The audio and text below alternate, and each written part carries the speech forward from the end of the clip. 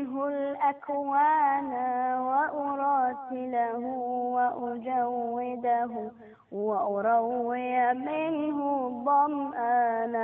أبتي علمني القرآن لأعطر منه الأكوان وأراتله وأجوده وأروي منه الظمآن وأروي منه الظمآن. بتلاوته روحي تسمو بتدبره عقلي ينمو. بتلاوته روحي تسمو بسم الله الرحيم الرحمن. خلق الإنسان علمه البيان، والصلاة والسلام على سيد ولد عدنان سيدنا ونبينا محمد المبعوث كافة إلى الإنس والجان، وعلى آله وصحبه وسلم تسليما كثيرا. وبعد، مشاهدين الكرام، يطيب لي بادئ ذي بدء أن أحييكم بتحية أهل الإسلام، تحية أهل الجنة. السلام عليكم ورحمة الله تعالى وبركاته. في هذه الحلقة المباركة من برنامج عطاء بلا حدود، يطيب لنا أن نستضيف نموذجا من نماذج العطاء، نموذجا من نماذج التحدي والإباء، نموذجا يستحق أن يحتذى به من أبناء المسلمين كافة. اليوم نستضيف ضيفا عزيزا نشأ وترعرع في رحاب القرآن الكريم، وأحب القرآن الكريم وعلوم الإسلام. اليوم نستضيف نموذجا من النماذج الإيجابية التي يحتذى بها ويشجع بها بين أبناء المسلمين. ضيفنا في هذه الحلقة ضيف مميز بكل ما تعنيه الكلمة، ضيفنا من حفظة القرآن الصغار، حباه الله تعالى ملكة مباركة في حفظ القرآن الكريم وغيره وفي فنون الإلقاء. وجد في أسرته الصغيرة الظروف المناسبة للرعاية والاهتمام والتدريب. صلى بالناس إماما منذ أن كان عمره 9 سنوات. حصل على وسام نابغة من جمعية العلماء المسلمين ببلده، وشهادة الخطيب والقارئ المتميز، ووسام سفير أطفال المسلمين بمسابقة تيجان النور الدولية. يقول عنه محبوه بأنه تصدق فيه مقولة الإمام العظيم الشيخ عبد الحميد بن باديس رحمه الله تعالى، يقول: الطينة الجزائرية طينة علم وذكاء إذا واتتها الظروف. حمل اسم بلده في المحافل الدولية ممثلا لها، وزار عددا من الدول والمدن والولايات في بلده. له حضور مميز في المنتديات واللقاءات الثقافية والفكرية والوطنية والدينية. التقى في مسيرته العاطرة بكوكبة من العلماء والمشايخ والوزراء والمثقفين، ويشرف على تدريبه مجموعة من الشيوخ والأساتذة بإشراف مباشر من والده الكريم. رحبوا معي ضيوفنا الكرام بضيف حلقتنا المباركة الشاب النابغ محمد إسلام ابن الجيلالي شاشي من دولة الجزائر الشقيقة. حياك الله. شكرا، بارك الله. وكذلك نرحب بوالده الكريم المهندس الجيلالي شاشي. حياك الله يا سيدي.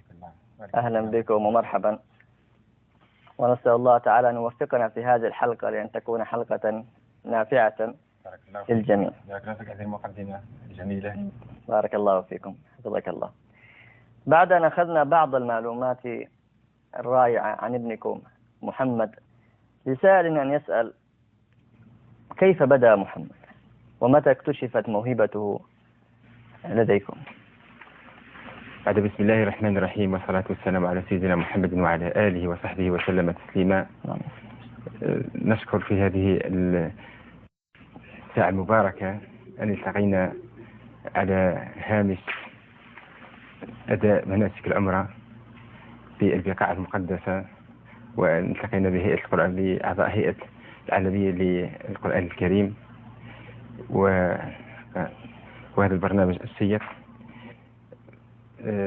البداية ربما تكون قبل ميلاد محمد الإسلام ببضع سنوات، لأن الهدي النبي صلى الله عليه وسلم علمنا أن نربي بالدعاء، وأن الدعاء هو مخ العبادة إذا لم يكن العبادة أصلح.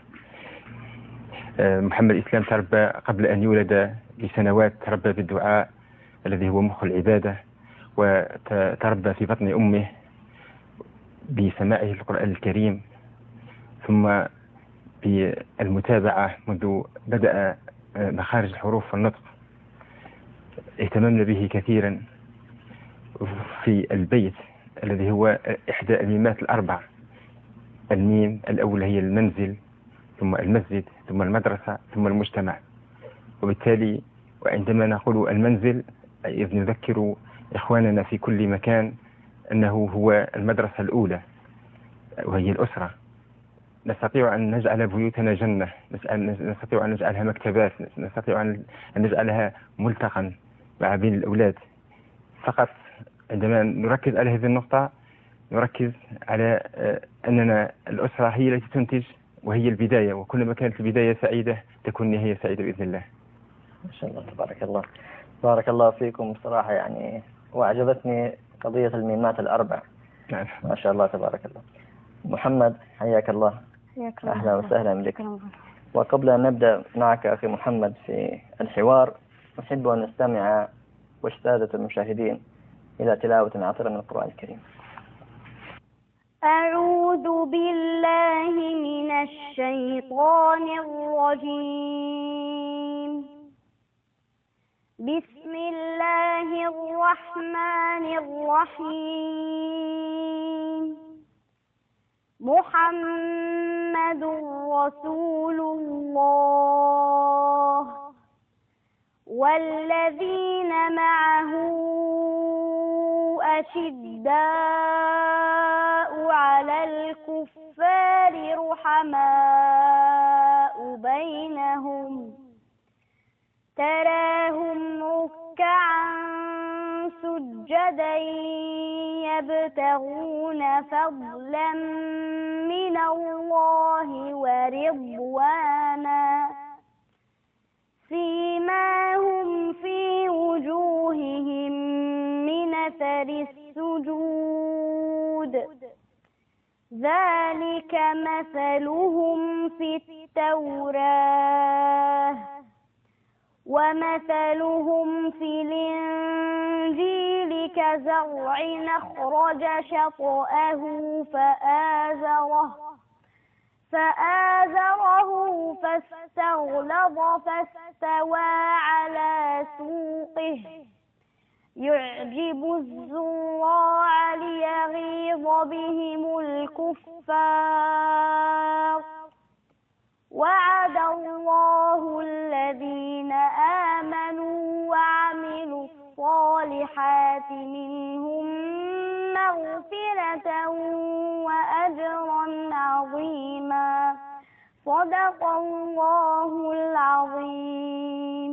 صدق الله العظيم. أحسنت أخي محمد، بارك الله فيك، تلاوة عطرة ورائعة ما شاء الله تبارك الله لا قوة إلا بالله. للسائل أن يسأل يعني كيف حفظ محمد القرآن الكريم؟ متى حفظ القرآن؟ تفضل. بسم الله الرحمن الرحيم. بادئ ذي بدء نشكر الهيئة العالمية لتحفيظ القرآن الكريم على إتاحتها لهذه الفرصة الطيبة وهذه القناة المباركة وفي هذا البرنامج المبارك. والحمد لله يعني بعد مسيرة شاقة، ولكن الحمد لله في الأخير يكون طعم حفظ القرآن الكريم يعني حلو من بعد هذه المعاناة التي يعني فيها إيجابيات وسلبيات. الحمد لله بدأت حفظ القرآن الكريم في البيت أول شيء. الحزب الأول حفظته في البيت مع الوالدة الكريمة والوالد بمساعدته أيضا. يعني كان هناك جو تنافسي في الأسرة وهكذا. حتى ذات يوم كانت هناك مسابقة لمن يحفظ الحزب الأخير، حزب سبح، مسابقة محلية، وهي مسابقة محلية في البلدة فقط. فكنت حافظ كل الصور ما عدا 3 صور، البلد والغاشية والفجر. 3 صور يعني طوال، لم أستطع أن أحفظهم، ولكن كان بقيت شهر على المسابقة، فالحمد لله حفظتهم. وذيك مسابقة فزت فيها بجهاز راديو. فمن تلك كانت البداية. كم كان عمرك وقتها؟ حوالي 5 سنوات ونصف، 6 سنوات. كان عمره 4 سنوات ونصف. هذا بداية الحفظ. إيه لا كان مسابقة هذا الشيء. شو كان 4 سنوات ونصف. كان عمره 4 سنوات ونصف. كان حافظ حزب ويحفظ حزب نصف جزء من القرآن. إيه نعم. ما شاء الله. ولي شجعته كثير. وهذه ربما لو بإذن الله أن أي واحد، أي طفل وأي أسرة تحفظ ابنها جزء من القرآن قبل يدخل المدرسة فهو مشروع نجاح بإذن الله. ما شاء الله. إيه نعم. طيب في هذه الفترة يعني هل كنتم تتوقعوا أن يصل محمد إلى ما وصل إليه؟ أكيد. هو ربما لم نكمل في السؤال الأول. هو طفل موهبة عند الله سبحانه وتعالى. كل طفل موهبة ما أعطى الله سبحانه وتعالى. بسم الله الرحمن الرحيم. الله نور السماوات والأرض. مثل نوره كمشكاة فيها مصباح. المصباح في زجاجة. الزجاجة كأنها كوكب دري يوقد من شجرة مباركة زيتونة لا شرقية ولا غربية يكاد زيتها يضيء ولو لم تمسسه نار. نور على نور.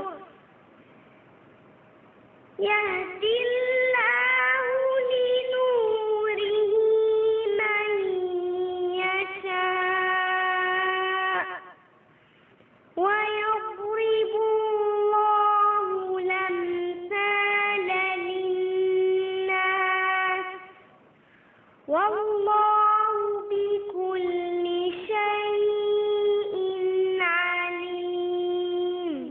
وضعنا له خطة. وبالتالي في المجتمعات المتقدمة وفي مهندسي هندسة النجاح وهندسة الإبداع يقولون أن الطفل قبل 6 سنوات يتعلم أكثر من 90 من المهارات فقط.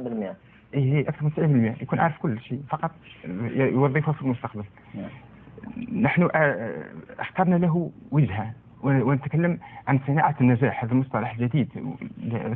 النجاح له خطة ومنهجية وتدريب كأي عمل للكبار أو للصغار. فقط لا نتركه هملا. هذا الإشكالية. بإذن الله ولله الحمد وفقنا أن نضع له خطة أن يكون مثلا في العام القادم حفظ حزب، العام القادم يحفظ 4 أحزاب. لما لا أن يكون خطيبا كذلك مميزا. متابعة مستمرة. ثم انتقل من القرآن الكريم. هو على هامش القرآن الكريم كنا نعلمه بعض الأدعية وبعض الخطب وبعض الكلمات. ما شاء الله. طيب أخي محمد، من الذي بدأ معك في تعليم القرآن الكريم؟ الحمد لله بعد فضل الله سبحانه وتعالى الوالد الكريم. الذي هو يعني شجعني ودربني وأعطاني الخطوات الأولى لهذه البداية الكريمة. وأيضا لا أنسى شيوخي الذين درسوني في المدرسة القرآنية لما كنت صغيرا، منهم الشيخ محمود نور الدين حفظه الله ورعاه. ثم بعد ذلك الحمد لله بدأت في حفظ القرآن الكريم. ما شاء الله. طيب هل واجهتك صعوبات في هذه المرحلة؟ يمكن تكون صعوبات على مستوى لأنه نحن في مدينتنا الشيوخ يعني شيوخ يعني في أي مدينة؟ في مدينة آفلو ولاية الأغواط. تبعد عن العاصمة كم؟ الجزائر؟ 500 كيلو هذا. 500 كيلو. نعم. ما شاء الله. فهو نقص الاهتمام، ولكن الحمد لله الوالد كنا دائما نشارك في مسابقات مشاركات يعني في داخل الولاية، وبدأنا من محافظتنا ثم بعد ذلك انتقلنا إلى يعني تقصد أنه هذه المسابقات والمشاركات كانت لها الأثر الكبير في التشجيع والتحفيز أيضا. نعم. ومشاهدة نماذج أخرى إيجابية. أستاذ وليد، نشير النقطة قبل أن نمر عليها بعجل. نعم. الطفل الصغير بصفة عامة وإسلام هذه يحفظ بطريقة السماع. نعم السماع. نعم. معناها نظام سمعي، وبالتالي هو لا يفتح المصحف ولا يقرأ من ورقة، فقط ما أعطى له الشيخ. وربما الموضوع الثاني هو التميز. نحن كنا نتمنى في ابننا التميز، أكيد أنا أتمناه للجميع، فقط عندما المدارس القرآنية للأسف الشديد لا تهتم بهذه النقطة الإيجابية الكبيرة.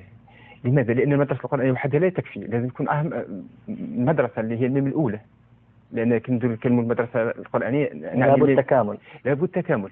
إذا كان الابن يدرس في البيت وعنده اهتمام من الوالدين، المدرس بتاع القرآن يفرح به، أكيد يشجعه.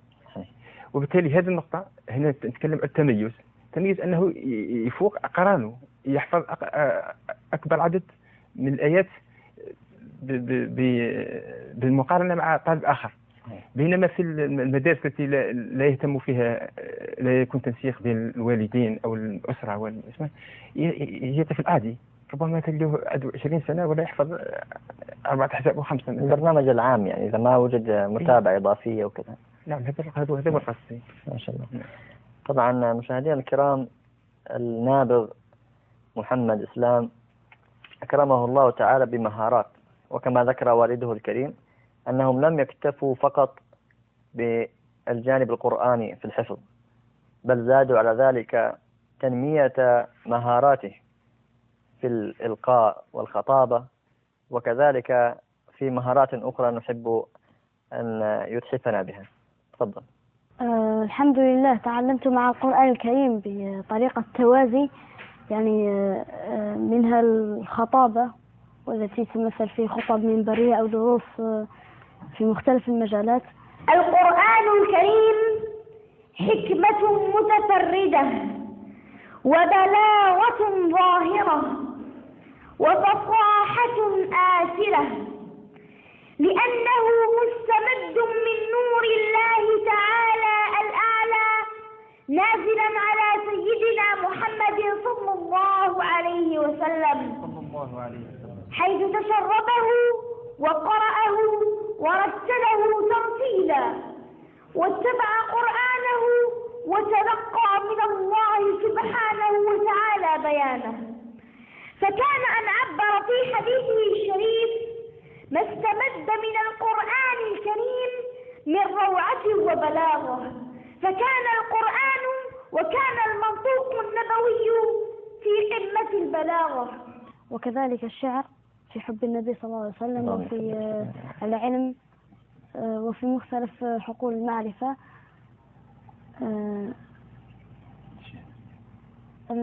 أيضا في الرياضة كذلك الحمد لله. أي رياضة؟ رياضات القتالية رياضة كونغ فو. بارك الله فيك. وأيضا الإنشاد الحمد لله أهواه وأهوى المطالعة كذلك، والحمد لله. طيب بالنسبة جانب المطالعة والقراءة، هل بدأت في القراءة والمطالعة مع الدراسة أم قبل أيضا؟ يعني الدراسة هي لما يكون عندك وقت فراغ، لأنه الدراسة مثلا قال 7 ساعات أو 8 ساعات دراسة فقط، ثم بعد ذلك ننتقل في المرحلة بين المغرب والعشاء وراجع فيها القرآن الكريم، ثم بعد ذلك تكون حر، إما شعر إما مطالعة إما هكذا، فذلك الوقت كل مرة أستثمره في تنوع. أنوع. جميل. طيب أخي محمد بارك الله فيك، لو تتحفنا بشيء من موهبة الإنشاد التي لديك. إن شاء الله. أبتي علمني القرآن لأعطر منه الأكوان وأراسله وأجوده وأروي منه الظمآن. أبتي علمني القرآن لأعطر منه الأكوان وأراسله وأجوده وأروي منه الظمآن بتلاوته روحي تسمو بتدبره عقلي ينمو بتلاوته روحي تسمو بتدبره عقلي ينمو ويزول به عني الغم فأضل سعيدا فرحانا. أبتي علمني القرآن لأعطر منه الأكوان وأراتله وأجوده وأروي منه الظمآن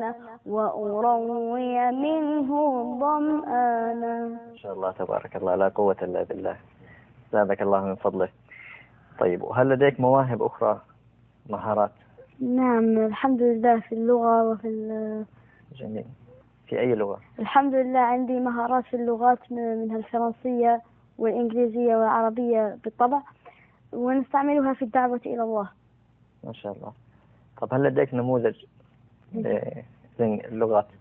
الهدف من هذا هو لما مثلا يدخل أحد إلى الإسلام، مثلا واحد إنجليزي دخل الإسلام، ما تقدر تقول له كلمة، تقول له قل الحمد لله رب العالمين، يعني يكون ما يعرف العربي، توصلها له بلغته. جميل. وليس الترجمة الحرفية ولكن ترجمة المعنى. مثلا في حديث السبعة الذين يظلهم الله في ظله، عن أبي هريرة رضي الله عنه قال: قال رسول الله صلى الله عليه وسلم: 7 يظلهم الله في ظله يوم لا ظل إلا ظله: إمام عادل، وشاب نشأ في عبادة الله، ورجل قلبه معلق بالمساجد، ورجلان تحابا في الله فاجتمعا عليه وتفرقا عليه، ورجل دعته امرأة ذات منصب وجمال فقال إني أخاف الله، ورجل تصدق بصدقة فأخفاها حتى لا تعلم شماله بما أنفقت يمينه، ورجل ذكر الله خاليا ففاضت عيناه. هذه باللغة العربية. باللغة العربية. طيب، هل تترجم إلى أي لغة؟ فرنسي. تفضل. ترجمة معاني الحديث إلى اللغة الفرنسية. D'après Abu Huraira, qu'Allah soit satisfait de lui, le prophète Mohammed sallallahu alayhi wa sallam a dit: 7 personnes seront ombragées par l'ombre de Dieu le jour où il n'y aura d'ombre que la sienne. Un chef équitable, un jeune homme qui a grandi dans l'adoration de Dieu, honoré et glorifié, un homme dont le cœur est accroché au lieu de prière, 2 hommes qui se sont unis en Dieu, ils se sont réunis en lui, ils se sont séparés en lui, un homme qui est une femme de haut et de grande beauté, appela à elle et qu'il dit: je crains Dieu, un homme qui a donné une main si discrètement que sa main gauche n'a pas su se cadrer sur la droite, un homme solitaire dont les hommes de Bordeaux à l'évocation de Dieu. ترجمة معاني الحديث إلى اللغة الإنجليزية. The 7 people shade under shade of Allah. Abu Hurairah radiallahu anhu narrated that the Prophet Muhammad sallallahu alayhi wa sallam said: there are 7 people whom Allah will shade in His shade on the day when there is no shade except His: a just ruler, a young person who grew up in the worship of Allah, a man whose heart is attached to mosques, two men who love each other for the sake of Allah, they meet each other and part from each other for His sake, a man who is invited by a rich and beautiful woman, but he says, I fear Allah, a man who gives charity and hides it so much so that his left hand doesn't know what his right hand has given, a man who remembers Allah in private and his eyes shut. ما شاء الله تبارك الله، بارك الله فيك. هذا بالنسبة للحديث، هل له أيضا نماذج أخرى في الترجمة؟ هو بإذن الله ربما قبل هذه من القرآن أو كذا. نعم نعلق فقط توفيق من الله سبحانه وتعالى يأتي في بركة في الوقت. صحيح. لأننا عندنا في الجزائر عندنا هذا السؤال، قال لك من أين تأتي بالوقت لتعلم ابنك هذه الكمية؟ هو توفيق من الله سبحانه وتعالى في الوقت، والتنوع يعطي حيوية، تنوع. ونحن ربما حديث كما هذا حفظه قبل أن يدخل المدرسة، تصور ما شاء الله بالفرنسية. ثم عندما التقينا مع واحد داخل الإسلام، هندي داخل الإسلام، هو اللي حفزنا باش نعلموه بالإنجليزية، لأنه فهم يتقن الفرنسية والإنجليزية، كان يريد تعلمه الإنجليزية. بالنسبة لي كان مشروع. ما شاء الله. اتصلت بأخي الدكتور القادر الشاشي، لأنه كان عايش في بريطانيا كثير، قلت صحح لي المعاني تاع الترجمة حتى عندما يسمع أحد الناس أو إنجليزي تكون مفيدة ومشروحة، توصل معلومة صحيحة. توصل معلومة صحيحة فعلا. حتى ربما رغم أننا اللغة الأولى تاعتنا الحية اللي هي فرنسية، بينما لله الحمد لله ربما المختصين يعرفوه باللي محمد الإسلام يتقن الإنجليزية في النطق أحسن من الفرنسية. إن شاء الله. هذا البرنامج تاع اللغات خلانا باش نديروا مشروع، لماذا لا يحفظ بعض الصور القصيرة جدا مثلا كمشروع بدء الأول، تساعده في الدعوة إلى الله وحده، ثم ترفع مستواه المعرفي في الإنجليزية.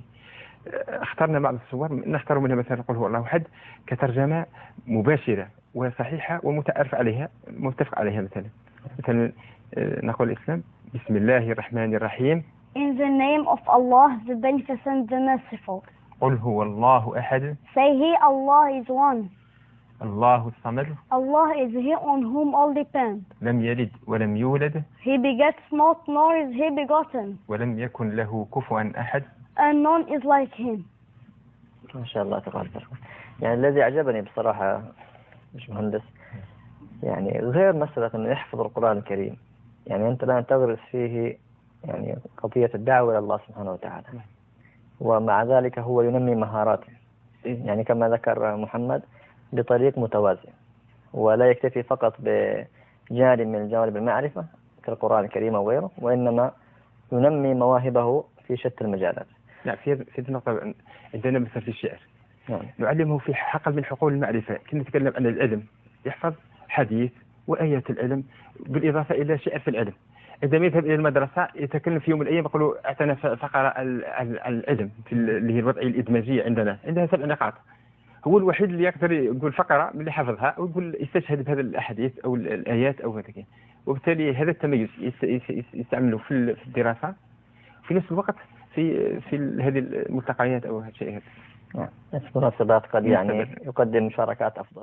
أبتي علمني القرآن لأعطر منه الأكوان وأراسله وأجوده.